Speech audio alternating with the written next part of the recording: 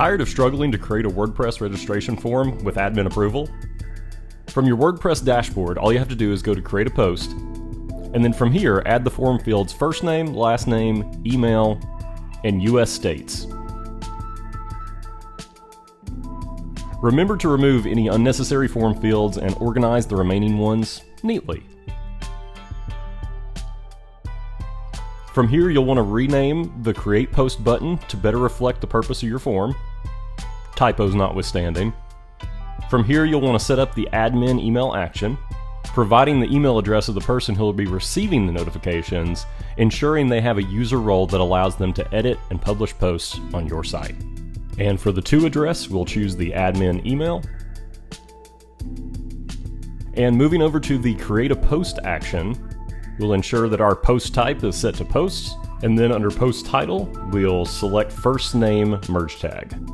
For the post title, combine the first name and last name and a pinned registration. This combined title will appear in the WordPress dashboard for the post itself. Note that the post content will be included in both the email body and the content of the post itself. Going down to terms and taxonomies, toggle the student registration form on and detoggle uncategorized.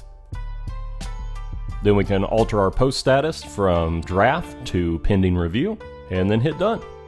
From here, we'll want to edit our success message. You'll want to customize the success message to fit the specifics of your form. Don't forget to give the form an appropriate name. From here, you can publish. Move over to preview the form just to check that everything looks how you would want it to.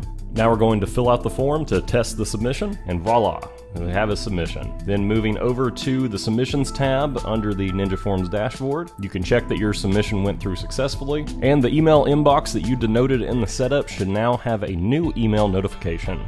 Moving over to post, you should see that the post itself is pending review as we set up earlier.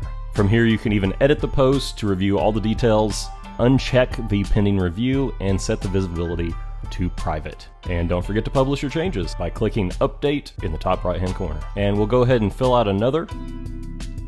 The new submission is marked as pending, while the one we reviewed is set to private. This distinction allows the moderator to differentiate between reviewed and pending submissions. Very helpful.